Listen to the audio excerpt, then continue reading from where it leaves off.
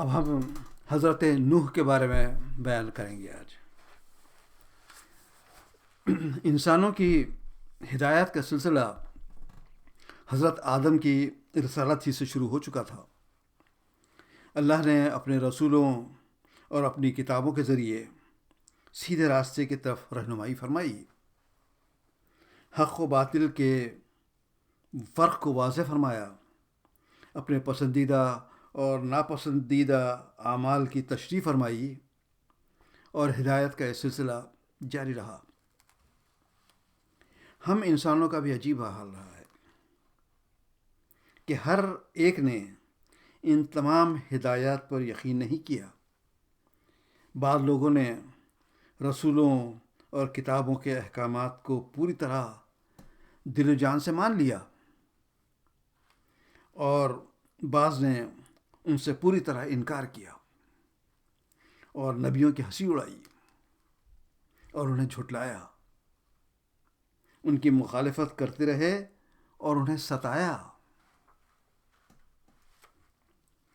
مختلف ادوار میں ایسا ہوتا رہا ہے کہ جب انبیاء کی تعلیمات سے قوموں نے انکار کیا اور ان کی مخالفت میں حد سے گزر گئے، تو عدل الہی کا تقاضا رہا ہے کہ ان منکرین کو سزا دی جائے تاکہ یہ ایک مثال بن جائے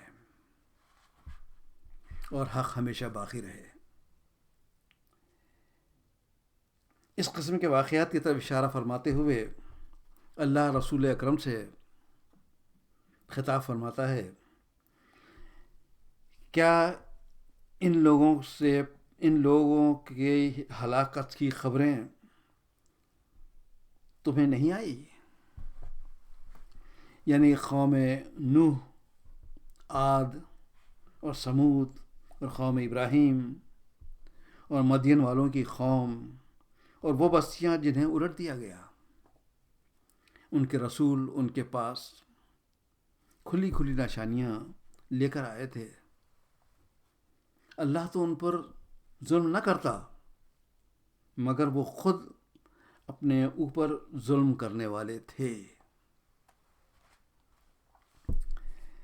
ان آیات میں صرف 6 قوموں کے نام مثال کے طور پر لیے گئے ہیں کہ جنہیں اسی لیے تباہ کر دیا گیا کہ وہ اللہ کی کھلی نشانیوں کے پہنچنے کے باوجود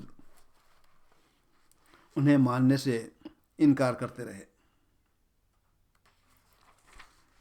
اور انکار پر اڑے رہے۔ ان نبیوں اور ان کی قوموں کے سلسلے میں ہمیں صرف نوح کے واقعات اس باب میں بیان کرنے ہیں۔ اللہ فرماتا ہے کہ انہیں نوح کی خبر سناؤ۔ یہ بات یاد رہے کہ یہ خطاب رسول اکرم سے ہے کہ وہ آپ کے ذریعے آپ کی ساری قوم یعنی مسلمانوں تک یہ واقعات پہنچانا مقصد ہے۔ چنانچہ یہ بیان ہوتا ہے کہ ہم نے نوح کو ان کی قوم کی طرف بھیجا اور انہوں نے کہا کہ میں تمہیں خبردار کرنے والا ہوں اور میں گمراہ نہیں ہوں بلکہ رب العالمین کی طرف سے رسول ہوں۔ تمہیں اپنے رب کی طرف سے پیغامات پہنچاتا ہوں اور تمہاری خیر خواہی کرتا ہوں۔ مجھے وہ باتیں معلوم ہیں جنہیں تم نہیں جانتے۔ دوسرے مقام پر کہتے ہیں کہ میں تمہارے لیے ایک امانت دار رسول ہوں۔ اللہ کی طرف سے رسول جیسا بڑا عہدہ پانے کے باوجود، قوم کی ہدایت اور بہبودی کی ساری تعلیم دینے کے باوجود اور اللہ کی طرف سے غیر معمولی علم کے باوجود کہتے ہیں کہ اے میری قوم، میں اس کام پر تم سے کوئی مال نہیں مانگتا، میرا اجر تو اللہ کے ذمہ ہے۔ قوم کی تعلیم قرآن نے نوح کی ساری تعلیمات کی بنیاد کو چند الفاظ میں بیان فرما دیا ہے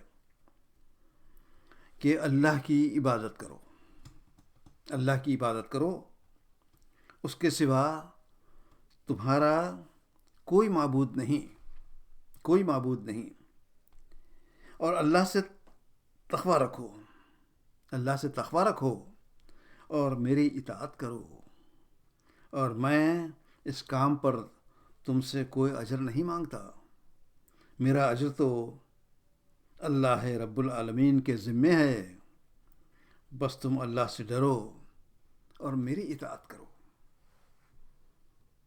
غور فرمائیے کہ اس آیت میں نوح نے اجر نہ مانگنے کا وعدہ کیا ہے۔ بے شک اوپر گزری ہوئی آیت 29:11 میں مال نہ مانگنے کا ذکر ہوا ہے، مال نہ مانگنے کا ذکر ہوا ہے۔ نوح کی تعلیم کے سارے اجزاء دوسرے مقام پر یوں بیان کیے گئے ہیں کہ میں تمہارے لیے ایک صاف صاف خبردار کر دینے والا ہوں کہ تم اللہ ہی کی بندگی کرو، اسی سے تقوی رکھو اور میری اطاعت کرو، اللہ تمہارے گناہوں کی مغفرت کرے گا۔ قوم کا رد عمل۔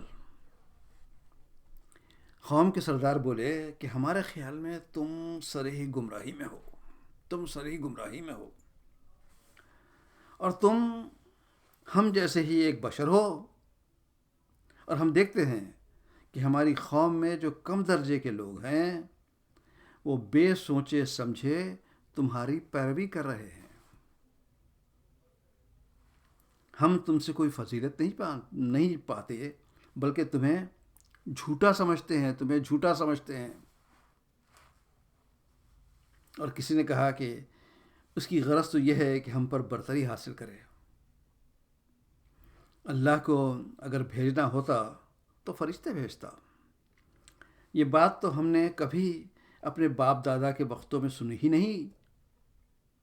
یہاں غور فرمائیے کہ اس زمانے میں بھی اللہ اور فرشتوں کا تصور موجود تھا،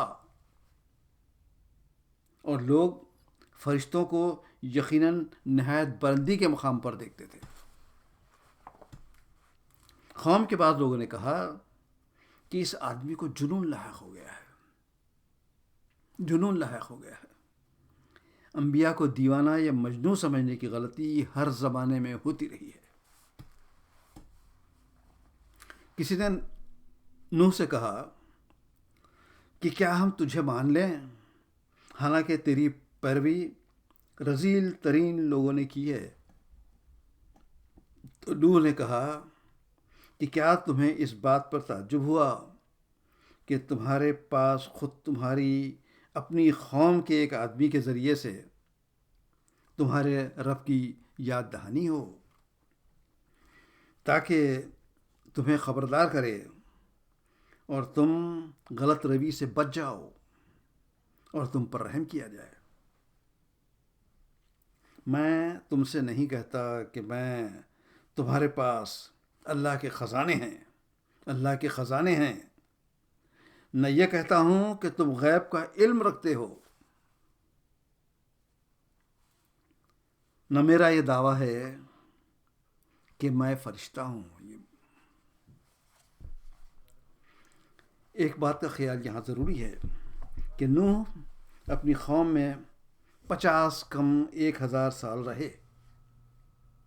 اس 950 سال کی طویل مدت کے واقعات میں سب سے اہم واقعے کو نہایت مختصر لیکن جامع الفاظ میں قرآن نے بیان فرمایا ہے۔ نوح اور اس کی قوم کے درمیان جو بات چیت کا انداز پیش کیا گیا ہے یہ چند دنوں کی بات نہ تھی، اسے ضرور ذہن میں رکھیے۔ قوم کو جب اللہ کی طرف سے دعوت دی گئی تو عموماً انہوں نے یہی کہا کہ نوح کی نام تابع داری کرنے والے معمولی قسم کے لوگ ہی ہیں، جن سے یہ بھی کہا گیا کہ وہ اپنی دعوت بند کریں، بلکہ ان ماننے والے مومنین سے کنارہ کشی اختیار کر لیں۔ لیکن نوح کہتے ہیں کہ میرا یہ کام نہیں کہ مومنین کو دھتکار دوں، اور میں ان لوگوں کو دھکے دینے سے رہا کہ جنہوں نے میری بات مان لی ہے، وہ آپ ہی اپنے رب کے حضور جانے والے ہیں، اور میں دیکھتا ہوں کہ تم لوگ جہالت کر رہے ہو، تم لوگ جہالت کر رہے ہو۔ نوح کی مخالفت کی شدت اتنی بڑھ چکی تھی کہ ان کے پیغام پر ایمان لانے والوں کو قوم دھتکارتی رہی اور انہیں حقیر سمجھنے لگی، لیکن نوح کو اپنی تعلیمات پر اعتماد تھا اور یہ یقین تھا کہ وہ مومنین تو اپنے رب سے ملنے والے ہیں۔ چنانچہ اپنی قوم کے بارے میں انہوں نے کہا کہ میں دیکھتا ہوں کہ تم جہالت کر رہے ہو۔ اور پھر اگلی آیت میں اس کی تشریح ہوتی ہے کہ اے میری قوم، ان لوگوں کو دھتکاروں تو اللہ کی پکڑ سے مجھے کون بچائے گا؟ اللہ کی پکڑ سے مجھے کون بچائے گا؟ اور یہ بھی نہیں کہہ سکتا کہ جن لوگوں کو تمہاری نگاہیں حقارت سے دیکھتی ہے، اللہ نے انہیں کوئی بھلائی نہیں دی ہے۔ ان کے نفس کا حال اللہ ہی بہتر جانتا ہے۔ بتلانا یہ ہے کہ اس قوم کے لوگ ان مومنین کو اپنی نظر میں حقیر اور بے عزت سمجھتے تھے، لیکن اللہ ان کے دلوں کو اخلاص کو جانتا تھا۔ نوح کی دعوت کی طرف قوم کی اکثریت نے توجہ نہ کی، بلکہ ان کی مخالفت کرتے رہے۔ تو نوح نے فرمایا کہ اے قوم، اگر میرا تمہارے درمیان رہنا اور اللہ کی آیات کا ذکر کرنا تمہیں اچھا نہیں لگتا تو میرا بھروسہ اللہ پر ہے۔ تم اپنے شریکوں کو لے کر ایک فیصلہ کر لو، پھر میرے خلاف اس کو عمل میں لے آؤ اور مجھے ہرگز مہلت نہ دو۔ ساری قوم کو دیے گئے اس چیلنج کی بنیاد پر غور فرمائیے کہ اس چیلنج کی قوت اور روح پر نظر کیجیے۔ یہ طاقت دراصل وہی یقین کامل تھی، یعنی میرا بھروسہ تو اللہ ہی پر ہے۔ اسی یقین کا ایک دوسرا پہلو یہ بھی ہے کہ بتلاؤ اے میری قوم کے لوگوں، اگر میں اپنے رب کی طرف سے ایک کھلی شہادت پر ہوں اور پھر اس نے مجھ کو اپنی خاص رحمت سے نوازا ہے، مگر وہ تم کو نظر نہ آئی تو آخر ہمارے پاس کیا ذریعہ ہے کہ تم ماننا نہ چاہو اور اس پر زبردستی بھی کرو۔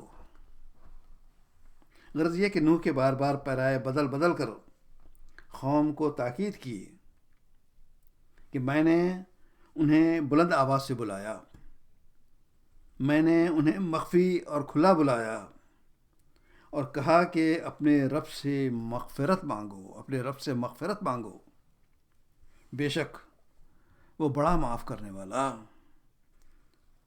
خدا تم پر آسمان سے بارش برسائے اور مال اور جانور اور اولاد سے تمہاری مدد فرمائے، تمہارے لیے باغ پیدا کرے گا، تمہارے پینے کے لیے پانی کے چشمے جاری کرے گا۔ تمہیں کیا ہو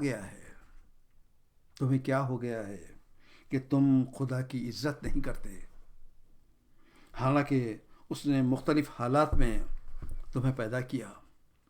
اللہ نے 7 آسمان تہ بتہ پیدا کیے، اس نے چاند کو روشن اور سورج کو چراغ بنایا، اس نے زمین سے پیدا کیا، پھر تم کو اسی میں واپس کرتا ہے، پھر تمہیں دوبارہ نکالے گا، دوبارہ نکالے گا۔ اللہ نے تمہارے لیے زمین بچھائی ہے، زمین بچھائی ہے تاکہ تم اس میں کھلے راستے پر چلو، کھلے راستے پر چلو۔ ان آیات کے ایک ایک لفظ کی معنویت پر غور کی ضرورت ہے۔ انسانی ذہن کے لیے یہ تمام باتیں، یعنی آسمان کی خلقت، پانی کا برسنا، پانی کے چشمے پھوٹ پڑنا، سورج اور چاند کے حیرت انگیز کام، انسانوں کی خلقت، درختوں پر پھل لگنا وغیرہ، ایسی کئی چیزیں ہیں کہ نوح اور ان سے پہلے کی قوموں کے لیے جس قدر تعجب خیز اور حیرت انگیز تھی، اس طرح آج بھی ہمارا دماغ ان کے بارے میں سوچتا رہتا ہے اور حیران رہ جاتا ہے۔ یہ تمام باتیں آج بھی اس تمام کاروبار دنیاوی کو چلانے والی ہستی رب العالمین کی موجودگی کا یقین دلانے کے لیے، رب العالمین کی موجودگی کا یقین دلانے کے لیے کافی ہوتی ہیں۔ ایک اور بات قابل غور ہے کہ نوح کہتے ہیں کہ اللہ کی یہ تمام نعمتیں انسان کو ملے گی صرف اس بات پر کہ یہ انسان اپنے رب سے مغفرت مانگتا رہے۔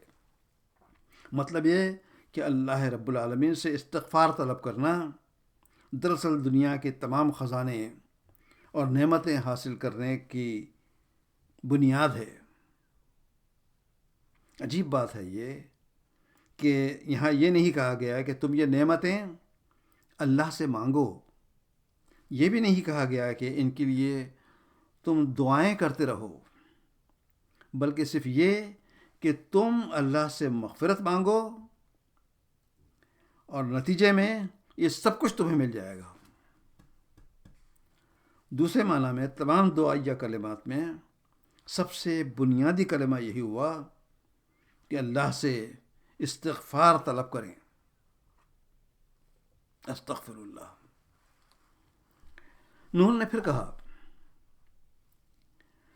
کہ اے میرے رب، میں نے اپنی قوم کو شب و روز دین کی طرف بلایا، مگر میری دعوت سے یہ لوگ بھاگتے ہی رہے، اور جب بھی میں نے ان کو بلایا تاکہ انہیں معاف کر دے تو انہوں نے کانوں میں انگلیاں ٹھوس لی اور اپنے کپڑوں سے منہ ڈھانپ لیے اور اپنی روش پر اڑ گئے اور بڑا تکبر کیا۔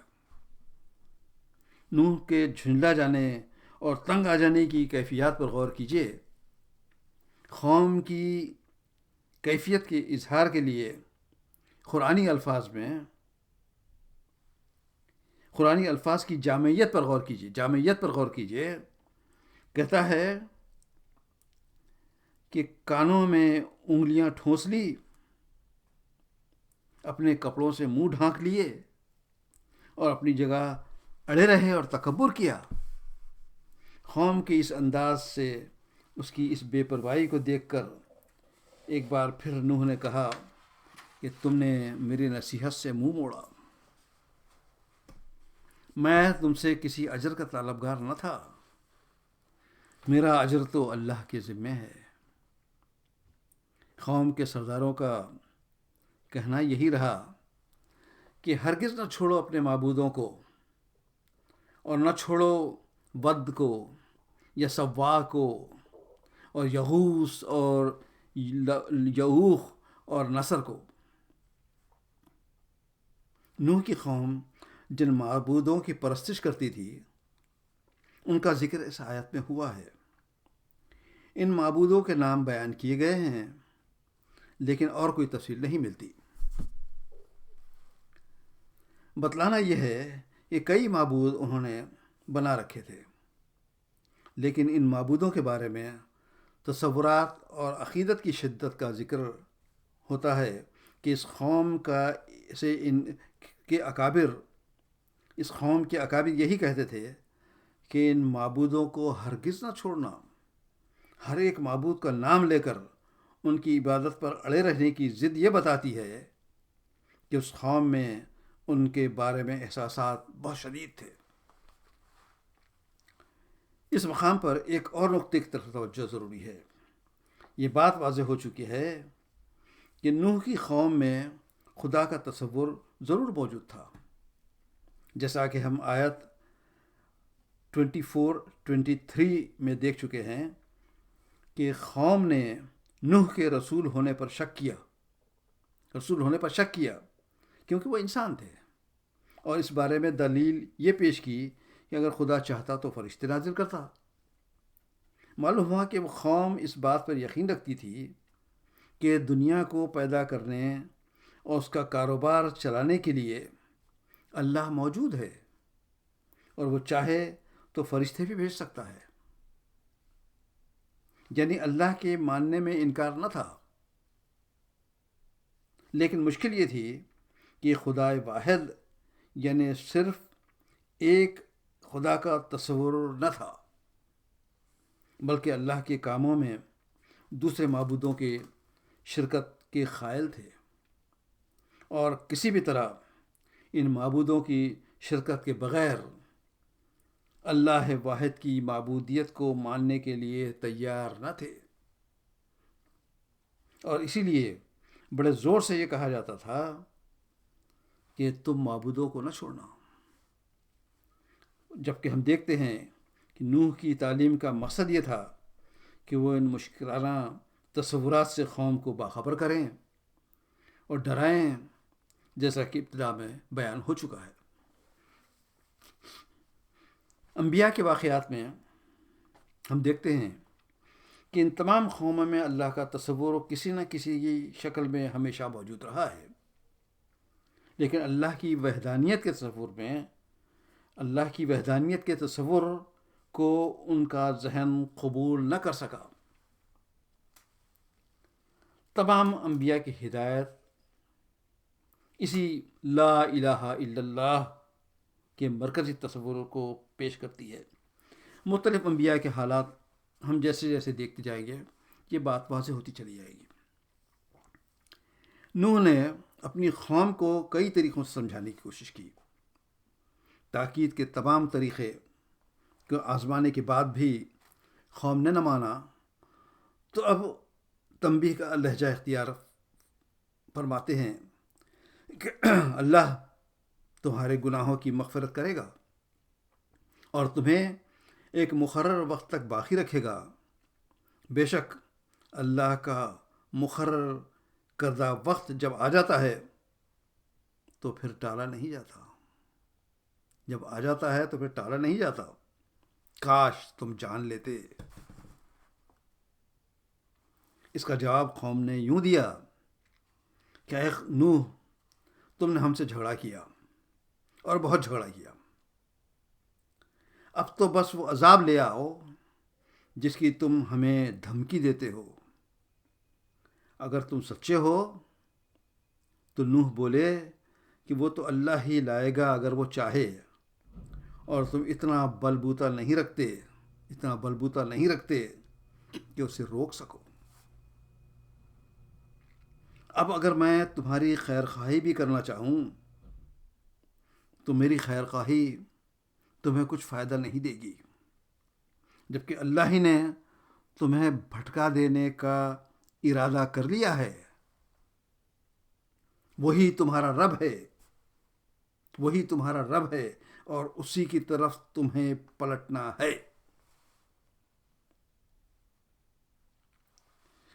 قوم نوح کا انجام۔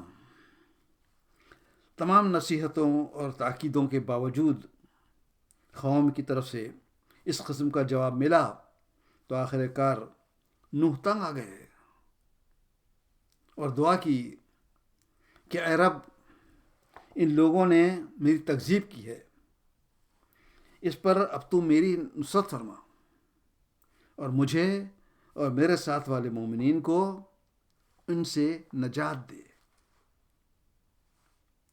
یہ بھی کہا کہ اے میرے رب، انہوں نے میری بات رد کر دی ہے اور ان کی پیروی کی، جو مال اور اولاد پا کر اور زیادہ نامراد ہو گئے، اور انہوں نے بڑے مکر کیے ہیں، اور انہوں نے بہت سے لوگوں کو گمراہ کیا ہے۔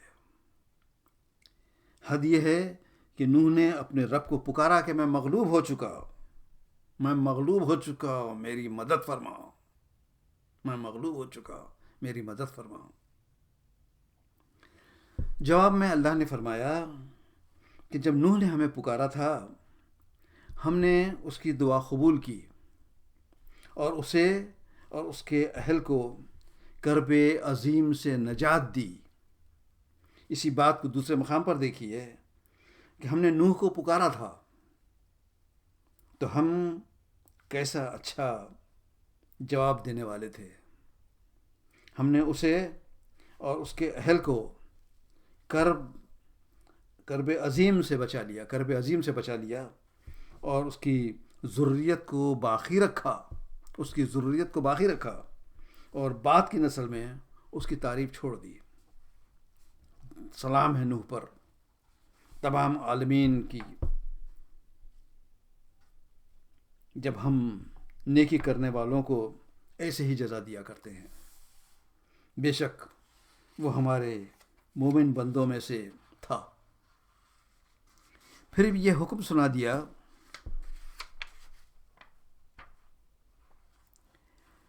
کہ ہم نے اس قوم کے مقابلے میں اس کی مدد کی جس کی ہماری آیات کو جھٹلا دیا تھا۔ وہ بڑے برے لوگ تھے۔ نوح کی طرف وہی بھیجی جتنے لوگ تمہاری قوم میں ایمان لا چکے ہیں اور کوئی ماننے والا نہیں ہے، لہذا تم ان کی بدکاریوں پر غمگین نہ ہونا اور ہماری نگرانی میں ہماری وحی کے مطابق ایک کشتی بنانی شروع کرو۔ یہاں ایک خیال پیدا ہوتا ہے کہ کیا نوح کے زمانے سے پہلے پانی میں کشتی چلنے کا رواج تھا؟ ایسا لگتا ہے کہ نوح پہلے ہی آدمی ہوں گے جنہوں نے اتنی بڑی کشتی تیار کی۔ اس کشتی کی ڈیزائن، اس کے بنانے کے آلات وغیرہ سب اللہ کی طرف سے وحی ہوئے۔ کشتی بنانے کے لیے جو سامان استعمال ہوا ہے اس کی مختصر ترین فہرست یہ ہے کہ تختوں اور کیلوں سے کشتی بنی تھی۔ اللہ فرماتا ہے کہ نوح کی طرف ہم نے وحی کی کہ ہمارے نگرانی میں ہماری وحی کے مطابق کشتی تیار کرو۔ پھر جب ہمارا حکم آ جائے اور تنور ابل پڑے تو ہر قسم کے جانوروں میں سے ایک ایک جوڑا لے کر اس میں سوار ہو جانا اور اپنے اہل کو بھی ساتھ لینا، سوائے ان کے جن کے خلاف پہلے ہی فیصلہ ہو چکا ہے، اور ظالموں کے بارے میں مجھ سے کچھ نہ کہنا۔ اور اب یہ غرق ہونے والے ہیں۔ اس سے معلوم ہوا کہ کشتی بنانے کے حکم کے ساتھ ساتھ قوم میں کافر لوگوں کی سزا کا منصوبہ نوح کی طرف وحی ہوتا رہا۔ یہ بھی بتلا دیا گیا کہ کس کو کشتی میں سوار کرنا ہے، اور یہ بھی تاکید کہ ظالموں کے لیے کسی سفارش کی کوئی کوشش نہ کرنا۔ بے شک نوح کی دعا کے جواب میں یہ منصوبہ بنا کر اس کے دل کو تسلی کر دی۔ قوم کی شرارت کا ایک اور پہلو بھی ملاحظہ فرمائیے کہ نوح کشتی بنا رہا تھا اور اس کی قوم کے سرداروں میں سے جو کوئی اس کے پاس سے گزرتا تھا وہ اس کا مذاق اڑاتا تھا، اور اس نے کہا کہ اگر تم ہم پر ہنستے ہو تو ہم بھی تم پر ہنس کر رہیں گے، اور عنقریب تمہیں خود معلوم ہو جائے گا کہ کس پر وہ عذاب آتا ہے جو اسے رسوا کر دے گا، اور کس پر وہ بلا ٹوٹ پڑتی ہے جو ٹالے نہ ٹلے گی، جو ٹالے نہ ٹلے گی۔ آخرکار کشتی تیار ہو گئی، کشتی تیار ہو گئی، ہمارا حکم آ گیا اور تنور ابل پڑا۔ تو ہم نے کہا کہ ہر قسم کے جانوروں کا ایک ایک جوڑا کشتی میں رکھ لو، اور اپنے گھر والوں کو بھی، سوائے ان لوگوں کے جن کی نشاندہی پہلے کی جا چکی ہے، اس میں سوار کرا دو۔ ان لوگوں کو بھی بٹھا لو جو ایمان لے آئے ہیں، اور تھوڑے لوگ تھے جو نوح کے ساتھ ایمان لائے تھے۔ تب ہم نے موسلا دھار بارش کے ساتھ آسمان کے دروازے کھول دیے، زمین کو پھاڑ کر چشمے بنا دیے، اور یہ سارا پانی اس کام کو پورا کرنے کے لیے مل گیا جو مقدور ہو چکا تھا۔ اس وقت نوح نے کہا کہ سوار ہو جاؤ اس میں، اللہ ہی کے نام سے اس کا چلنا اور اس کا رکنا بھی۔ میرا رب بڑا غفور اور رحیم ہے۔ اللہ کے مزید احکامات کی تفصیل دیکھیے۔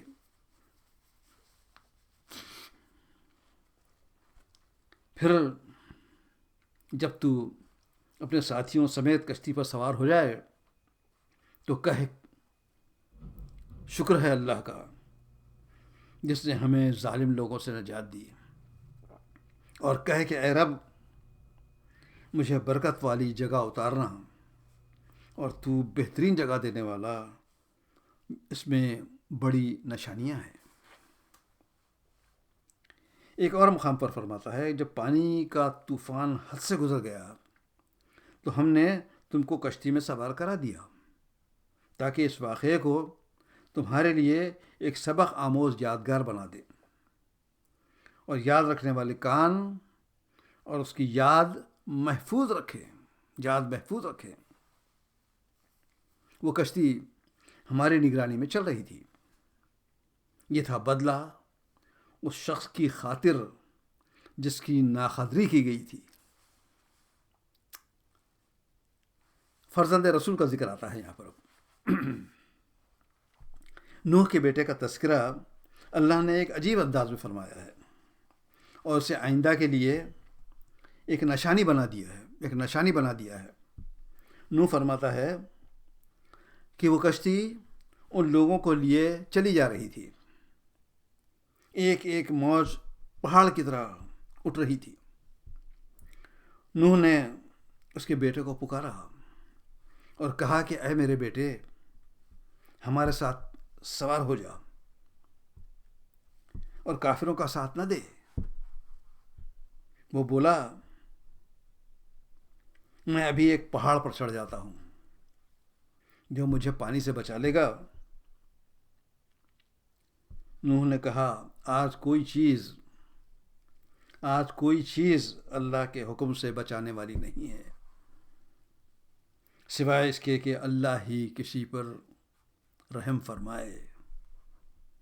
اتنے میں ایک موج دونوں کے درمیان حائل ہو گئی ہے، اور وہ بھی ڈوبنے والوں میں شامل ہو گیا۔ اس وقت نوح نے اپنی رب سے دعا کی کہ اے میرے رب، میرا بیٹا میرے اہل میں سے ہے، اور بے شک تیرا وعدہ سچا ہے، اور تو سب حاکموں سے بہتر حاکم ہے۔ اللہ نے فرمایا کہ اے نوح، وہ تیرے اہل سے نہیں ہے، وہ تو ایک بگڑا ہوا کام ہے، لہذا تو اس بات کی مجھ سے درخواست نہ کر کہ جس کی حقیقت تو نہیں جانتا۔ میں تجھے نصیحت کرتا ہوں، اور اپنے آپ کو جاہلوں میں شامل نہ کر۔ نوح بولا اے میرے رب، میں تیری پناہ مانگتا ہوں اس سے کہ جو چیز تجھ سے مانگوں جس کا مجھے علم نہیں۔ نوح کے بیٹے کے سلسلے میں چند باتوں پر خاص توجہ کی ضرورت ہے۔ ہم دیکھتے ہیں کہ جب کنارے پر کھڑا تھا تو نوح نے پکارا کہ بیٹے بیٹے میرے ساتھ سوار ہو جا۔ پھر آگے اسی لڑکے کو میرے بیٹے کہہ کر مخاطب کرتے ہیں، میرے بیٹے کہہ کر مخاطب کرتے ہیں، لیکن اس کے ڈوبتے وقت اللہ سے دعا کرتے ہوئے انا بنی من اہلی، انا بنی من اہلی، میرا بیٹا میرے اہل سے ہے۔ کہتے ہیں کہ یہاں لفظ اہل کے استعمال پر غور فرمائیے۔ اہل کے ایک معنی تو ہوتے ہیں عزیز یا رشتہ دار یا گھر والے۔ یوں سمجھیے کہ لفظ اہل رشتہ داری اور قرابت کو ظاہر کرنے کے لیے ایک عام اصطلاح ہے۔ جیسے کہا جائے کہ یہ میرے اہل سے ہے، یعنی میرے عزیزوں میں سے ہے۔ اردو میں ہم کہتے ہیں کہ ہمارے اہل و عیال کو اللہ اچھا رکھے، یا آپ کو ماں اہل و عیال ڈنر کی دعوت ہے۔ چنانچہ نوح نے اپنی دعا میں شدت پیدا کرنے کے لیے کہا کہ یہ میرا بیٹا ہے، میرا رشتہ دار ہے۔ اب دیکھیے کہ اس کے جواب میں اللہ فرماتا ہے کہ اے نوح، وہ لڑکا لیس من اہلک، تمہارے اہل سے نہیں ہے۔ اس مقام پر اہل کے معنی خاص قابلیت یا خاص صلاحیت رکھنے والے کے لیے لیے گئے ہیں۔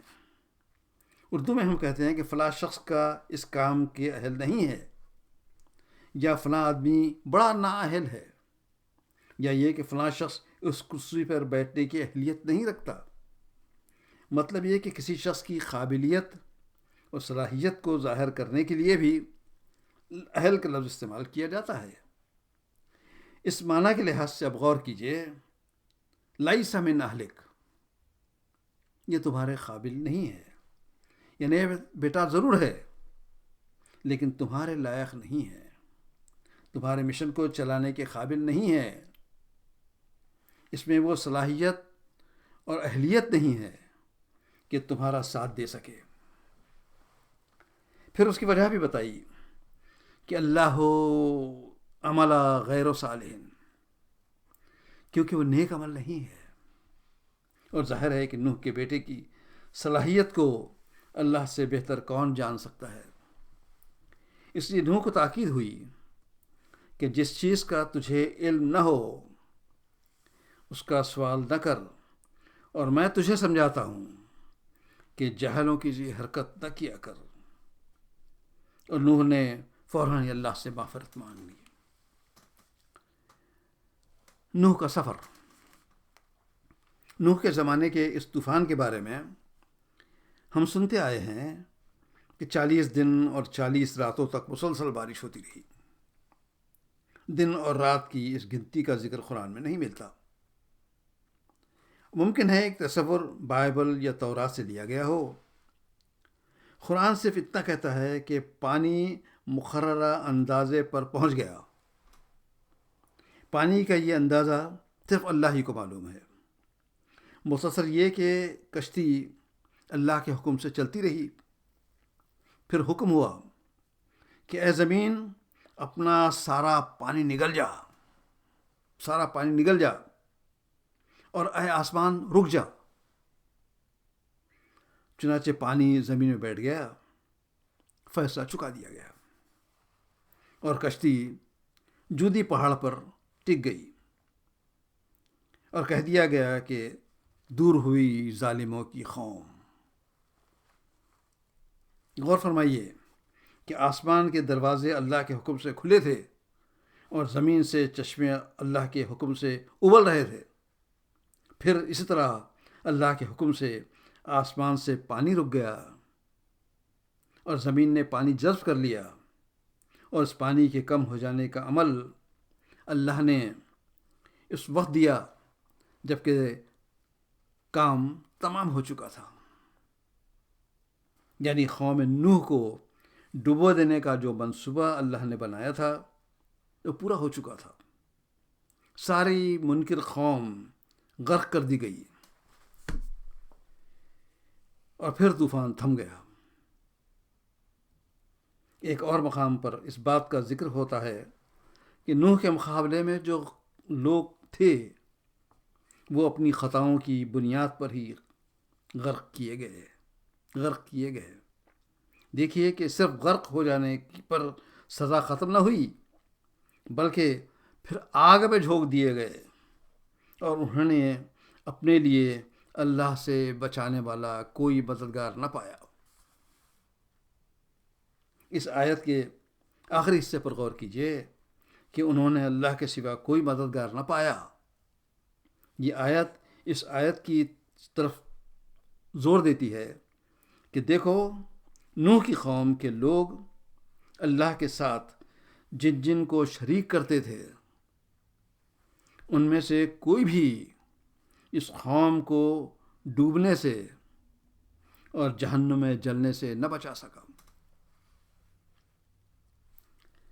قرآن میں کئی مقامات پر ہم دیکھتے ہیں کہ اللہ نے سب سے بڑا اور ناقابل مغفرت گناہ شرک ہی کو قرار دیا ہے.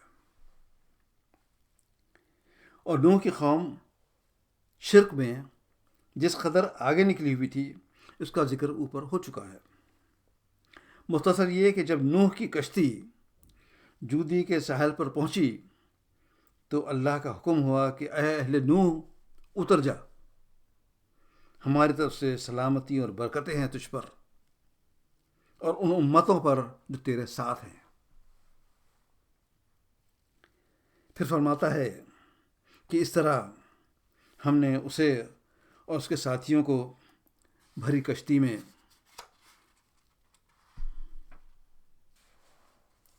بچا لیا اور باقی لوگوں کو غرق کر دیا. اس واقعے میں بڑی نشانی ہے. دوسری جگہ فرماتا ہے کہ ہم نے اسے اور اس کے ساتھیوں کو ایک کشتی میں نجات دی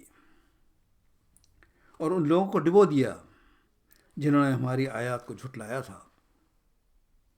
یقیناً وہ اندھے لوگ تھے لیکن ہم نے اسے ان لوگوں کو جو اس کے ساتھ کشتی میں تھے بچا لیا اور انہیں جانشین بنا دیا. نوح کی زوجہ کا ذکر ہوتا ہے. نوح کی زوجہ قرآن میں چند انبیاء کی بیویوں کا تذکرہ ہوا ہے. ان میں سے بعض کو خاص طور پر مثال بنا کر پیش کیا گیا ہے. کہیں یہ مثال ان کے نیک اعمال کے لیے ہے تو کہیں ان کی نافرمانی کے برتاؤ کے لیے. فرماتا ہے کہ کافروں نے اللہ، نوح اور لوط کی بیویوں کو مثال کے طور پر پیش کرتا ہے کہ وہ ہمارے دو صالح بندوں کی زوجیت میں تھی، مگر انہوں نے اپنے ان شوہروں سے خیانت کی اور وہ اللہ کے مقابلے میں کچھ بھی کام نہ آ سکے. دونوں سے کہہ دیا گیا کہ جاؤ آگ میں جانے والوں کے ساتھ تم بھی چلی جاؤ. غور طلب بات ہے کہ مثال کافروں کے لیے دی گئی ہے، اس لیے کہ نوح اور لوط کی بیویوں نے کفر کیا تھا. بتانا یہ ہے کہ نبی کی بیوی ہونے کے باوجود انہوں نے کفر کیا اور نبی کی بیوی ہونے کے باوجود وہ اللہ کے عذاب سے نہ بچ سکی. نبی سے رشتہ داری یا نبی کی سفارش بھی اللہ کے حکم سے پہنچنے والے عذاب میں کمی نہ کر سکی اور ان عورتوں کو جہنم میں جلنے کا حکم دے دیا گیا.